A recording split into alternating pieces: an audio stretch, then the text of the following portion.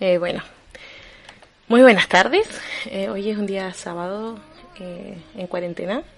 Y bueno, después de pensarlo varias veces, darme vueltas en la cama y sin ningún tipo de seguridad, estoy empezando este podcast. Mi nombre es Yarito Ojea y bueno, voy a dedicar especialmente este segmento a hablar de Japón, mi experiencia y también otros países asiáticos en los cuales he estado afortunadamente. ¿Por qué quiero hablar de Japón? Siento una gran fascinación por su cultura, por el país, por el idioma, por la forma de vivir, por las creencias, también por parte de lo que es tan popular Japón. Ya me refiero al anime, a la música, a los grupos musicales en pop sobre todo, y también obviamente compartir mi experiencia. Para este primer programa, por decirlo así, es extraño decirlo de esta manera, quiero comentarles un poquito sobre cómo yo llegué a vivir la experiencia nipona desde tan cerca.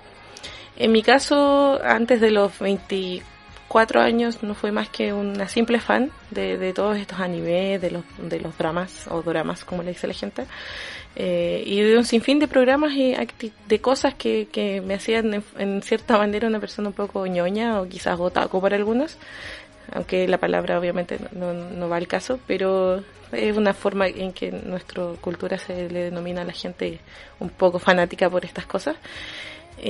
Antes de esa edad simplemente me dedicaba a trabajar y a lo lejos admirar un poco todo lo que es Japón. Pero a lo largo de mi vida, mientras yo estaba estudiando en la universidad, siempre tuve una meta muy bien definida. Y esa meta era llegar a Japón. ¿Cuál era mi plan? Estoy hablando de los años, entre los años 2008 y 2012. Mi plan era obviamente terminar mi educación universitaria, trabajar muy duro y juntar dinero para ir con mi primer año de salario. Mucha gente no creyó en mí. La verdad es que en ese tiempo era mucho más caro llegar a Japón. No es como ahora que hay más competencia, ¿cierto? Hay más aerolíneas que llegan hasta allá. El turismo se volvió un poco más amplio. Pero en ese tiempo era caro, casi nadie iba. Era muy extraño que alguien diga me voy a ir a Japón por 2 meses o un verano o a hacer una pasantía.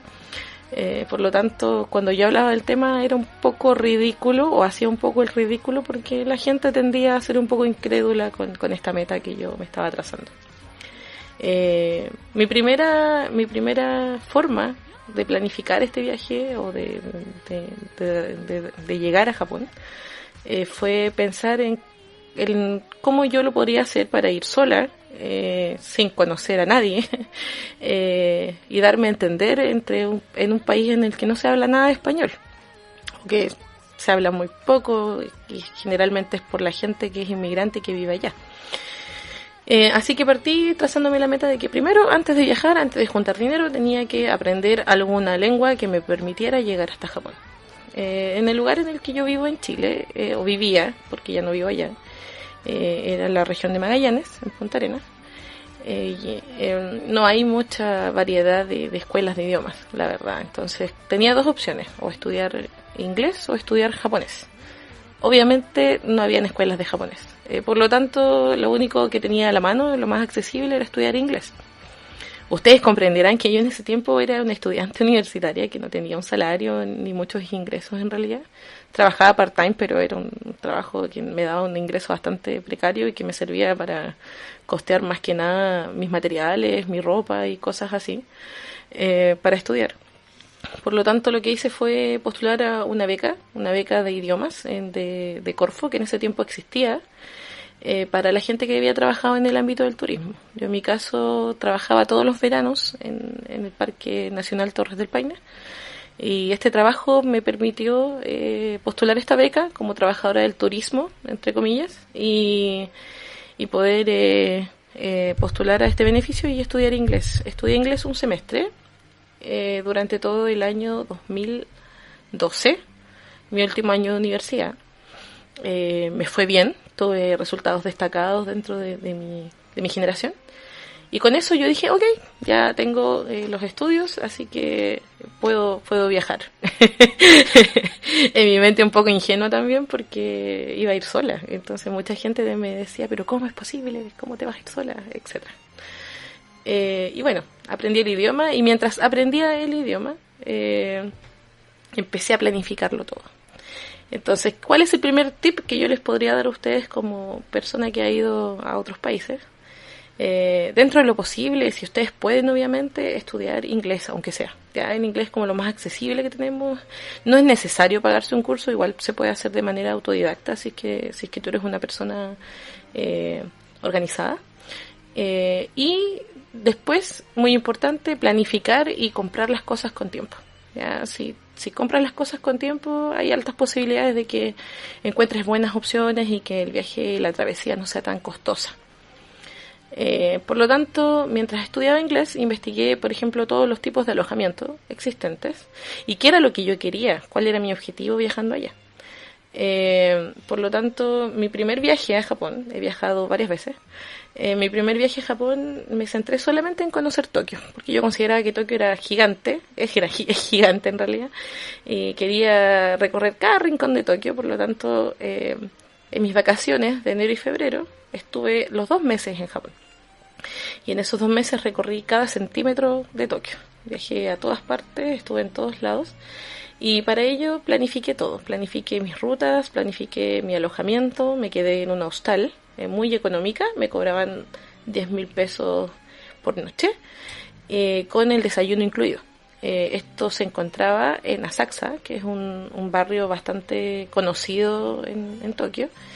Y esto fue lo primero que busqué. Primero busqué el alojamiento, dónde me iba a llegar a quedar, que fuera lo más barato posible, lo más económico posible. Y después de eso me empecé a fijar en el transporte, cuánto iba a gastar en transporte, qué opciones tenía en transporte. Y también investigué obviamente las aerolíneas, cuáles eran las fechas más idóneas para comprar el boleto, etcétera. Sobre las aerolíneas, en ese tiempo no habían opciones tan económicas. Pero después de haber viajado varias veces a Japón, he descubierto que ahora hay muchas opciones más, y sobre todo las líneas que para nosotros desde Chile son más económicas. Tenemos ANA, que es All Nippon Airways, que es una de las aerolíneas más famosas, es una aerolínea nacional de Japón, y tenemos United, que está asociado con ANA. Por lo tanto, son las opciones más económicas que hasta el momento he encontrado. Están entre los 570.000 pesos hasta los 800.000 pesos, estoy hablando en tarifa económica. Depende mucho de la temporada. Por ejemplo, lo que yo hice el año 2013, que fue el año que viajé por primera vez a Japón, viajé a fines del 2013, me fui el 26 de diciembre y estuve todo enero y febrero del 2014. Durante el año 2013, ya habiendo estudiado inglés el 2012, empezó mi travesía. Primero encontré trabajo, y dentro de mi trabajo empecé a ahorrar. Ya, mi trabajo no es un trabajo que se remunere demasiado dinero, pero me permite vivir y ahorrar. Y empecé a ahorrar. Cada mes ahorraba alrededor de 50.000 pesos para mis gastos personales. Y lo que hacía era que iba de a poco reservando las cosas paso a paso. Para lo primero que ahorré y junté dinero, obviamente, fue para mi pasaje, que lo pagué en 3 cuotas. Ya lo pagué con tarjeta. Y en este primer viaje, ¿cierto? Me costó casi 900.000 pesos. Ya fue bastante caro, pero ahora en la actualidad ya no he vuelto a pagar eso. ¿Qué hice? Pagué 3 cuotas de 300.000 pesos cada una. Entonces iba ahorrando dinero, y de cierta manera lo fui pagando. Ya lo fui pagando a medida de lo posible. Igual me atrasé varias veces, pero lo pagué de tal manera que me permitiera hacerlo tranquilamente. Después de eso, ahorré para el alojamiento. Ya, entonces me preocupé solo del alojamiento. Ya, por ejemplo, en junio ya tenía pagadas todas mis cuotas del avión. Así que agosto, septiembre, octubre me preocupé de juntar dinero para el alojamiento, reservarlo y pagar según las condiciones del alojamiento. En este caso fue un hostal y que no me pedía el dinero por adelantado, por lo tanto ahorré el dinero, lo guardé y lo pagué recién cuando llegué a Japón. tú puedes hacer eso también. Ya existe la posibilidad en booking.com de no pagar inmediatamente, sino que hasta cuando llegues al alojamiento. También con el tiempo descubrí otras opciones. Ya está Airbnb, que también es bastante económico. Pero si tú quieres vivir la experiencia completa, también está la posibilidad de Couchsurfing. ¿De qué se trata esta página? Couchsurfing es una página en la cual tú te inscribes y las personas tienen recomendaciones y ellos te ofrecen el alojamiento gratis. Pero obviamente tú tienes que establecer un contacto con la persona y vivir en su casa, pero a veces, en algunos casos, puedes ayudar pagando, por ejemplo, el agua, la luz, o puedes ayudar ayudando con la once, apoyando en algo económicamente al dueño del hogar. En este primer viaje yo estuve las 2 primeras semanas en la casa de un señor de Saitama, como de 70 años el caballero. Ustedes dirán, ¡ay, qué peligroso! ¿Cómo se le ocurre irse a meter en la casa de un viejo? No fue tan peligroso porque en realidad la página me ofrecía varias garantías. ¿Cuáles son las garantías? La página te ofrece recomendaciones. Este señor tenía muchísimas recomendaciones de mucha gente alrededor del mundo y con identidades comprobables. Sí, no eran bots. Por lo tanto, tenía muchas recomendaciones de mucha gente, latinos, mujeres, chicas, hombres, de todas edades. Y por lo mismo lo escogí, ya, porque se veía que era una persona confiable, le escribí, fue muy amable y tuve que ayudarle, sí, con los gastos de los consumos, pero no pagándole las cuentas, sino que le pagaba una parte, que era como lo que yo iba a gastar. Y que en pesos chilenos, para estar 2 semanas, le pagué aproximadamente 15.000 pesos, no fue mucho en realidad. Y así que fue bastante económico para estar 14 días en su casa. Este señor fue la mejor decisión que pude haber tomado, ¿ya? Él se llama Ronri Kudo, muy simpático, y cuando yo llegué me fue a buscar a la estación. Él vivía en Saitama, insisto, él me dio unas instrucciones. Cuando llegué al aeropuerto no sabía cómo llegar porque yo llegué en Narita, tenía que cruzar Tokio completo para llegar a Saitama. De punto aparte, Saitama está fuera de Japón. O sea, de Tokio, perdón. Por lo tanto, con un listado de instrucciones que él me dio, logré llegar sola hasta Saitama, la estación en la que él me estaba esperando, y fue la mejor decisión que pude haber tomado porque él me enseñó todo. Él tenía un auto y me trasladó a muchas partes y me explicó qué tenía que hacer, cómo tenía que tomar el metro, me explicó también cómo funcionaban las micros, me mostró todos los supermercados, cómo se compraba, qué alimentos eran los más económicos, me recomendó marcas y cosas así.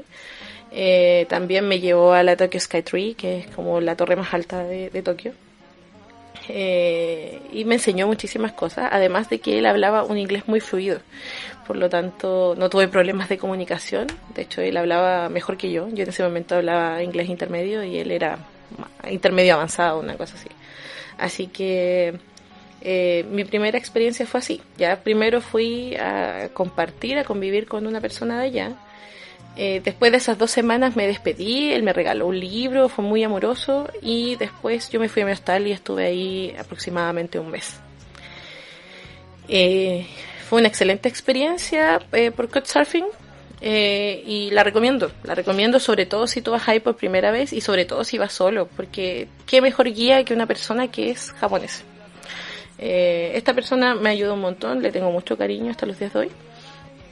Y esa fue mi experiencia. Ahora, si tú obviamente eres una persona más desconfiada, piensas que de verdad te vas a encontrar con un psicópata y que quizás no quieres hacer eso, estás en todo tu derecho. Yo en ese momento lo hice, ahora no lo he vuelto a hacer, solo lo hice para el primer viaje, creo que fue una buena decisión, porque fui sola y también en cierta parte estaba un poco asustada. Tenía un poco de miedo de que no me resultaran las cosas o que me perdiera y que nadie me pudiera entender o cosas así.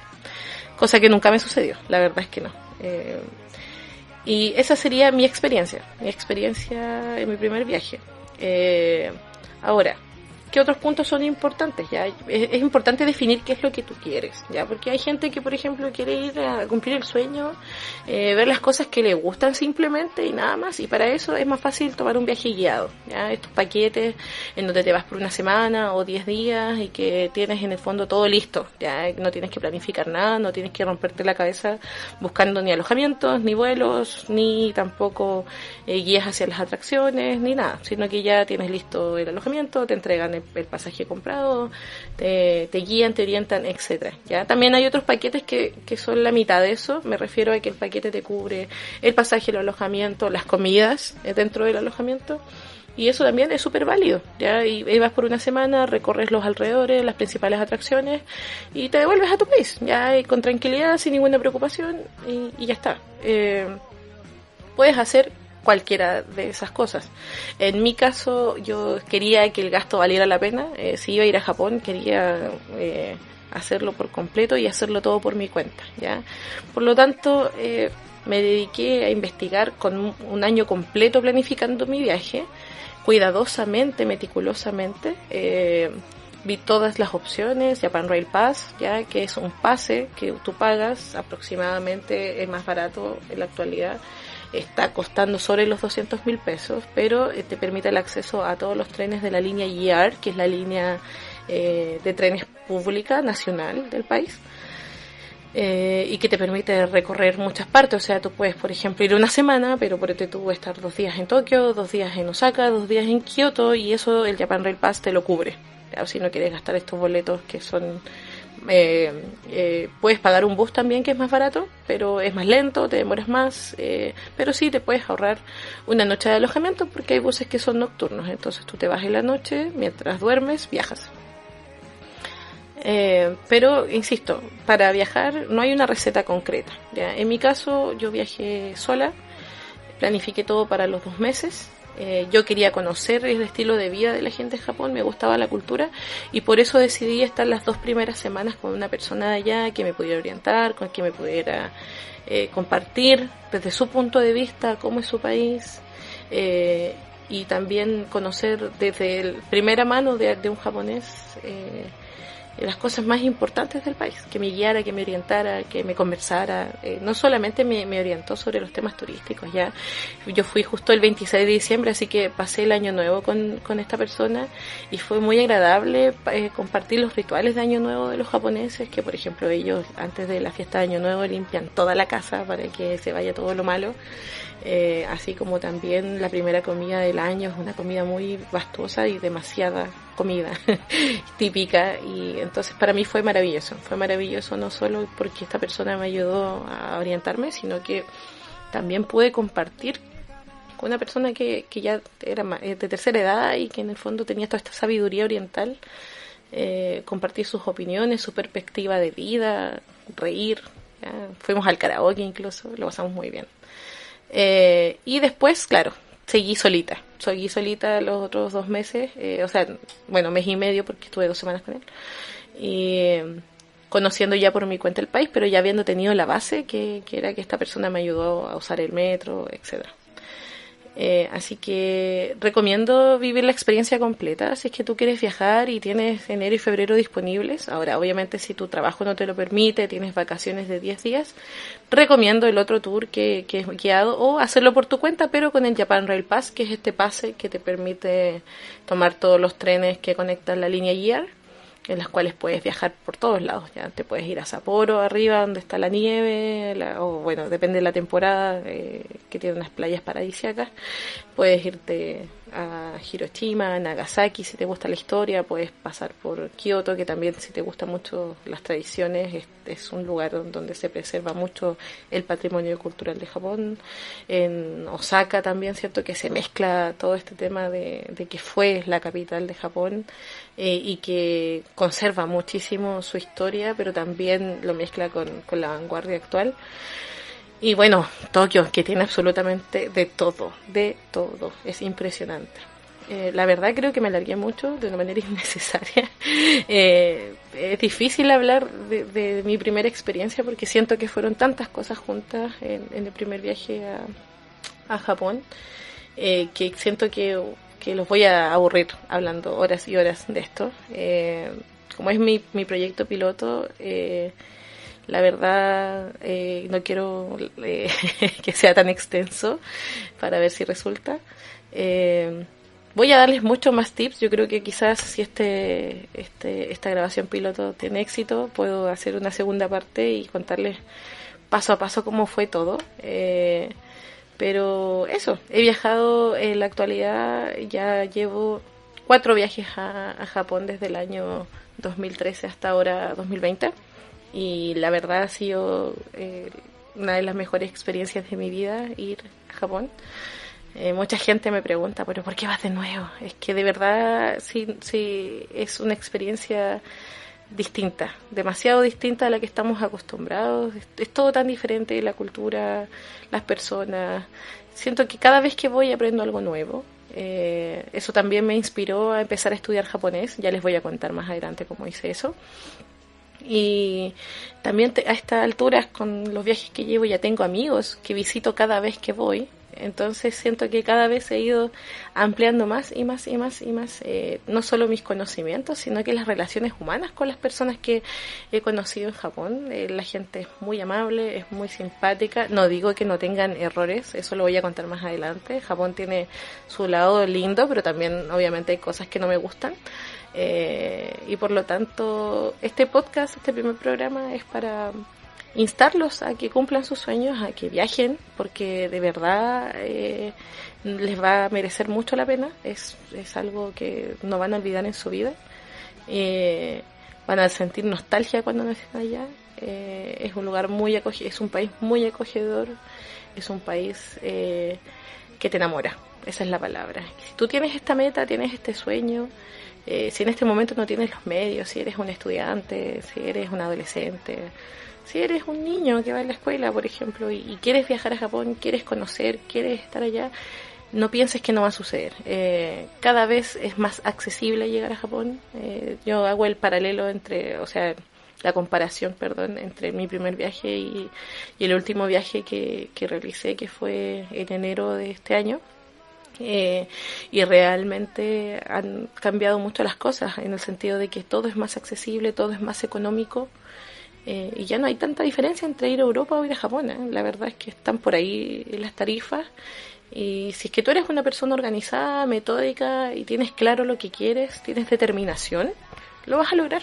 Ya no pienses que no lo vas a hacer, no lo veas como algo tan lejano. Si tienes una meta, si tienes un sueño, vívelo y disfrútalo, porque la vida es hoy. Así que ese es mi consejo. Minasan, arigatou gozaimasu. Watashi no namae Yaritza desu. Yoroshiku onegai shimasu. Mi nombre es Yaritza Ojeda. Espero compartir mucho más con ustedes. Y para terminar este podcast, los dejo con una canción, una de mis favoritas. Disfrútenla.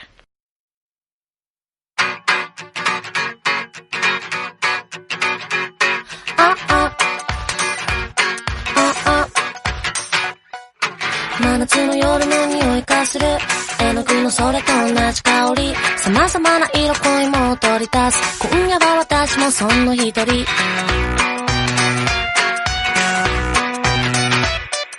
真夏の夜の匂いがする。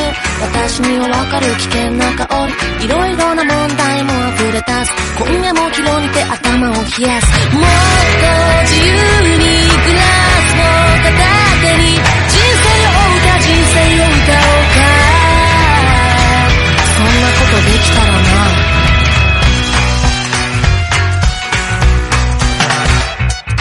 真夏の夜の匂いがする。偉そうに睨む魔物がいる。うやうやな地図で惑わされる。迷子の子猫になる。ああ気づけばほら踊らされる癖になってる。抜け出せない天国か地獄かわからない道を行こう。振り切って進んでいこう。簡単じゃないからハマってゆくんだろう。恋も観念もこの人生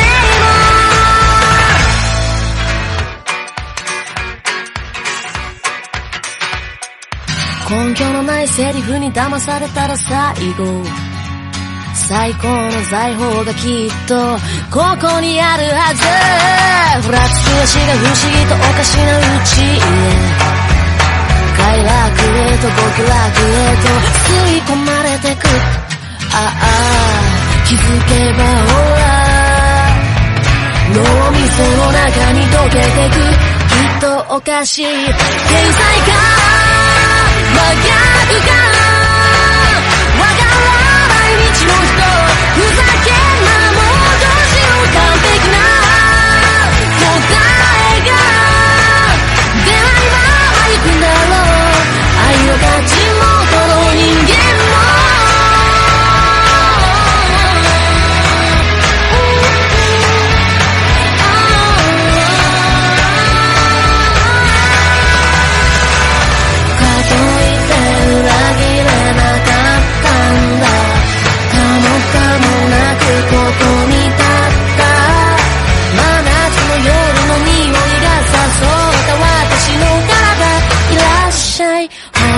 また聞こえた。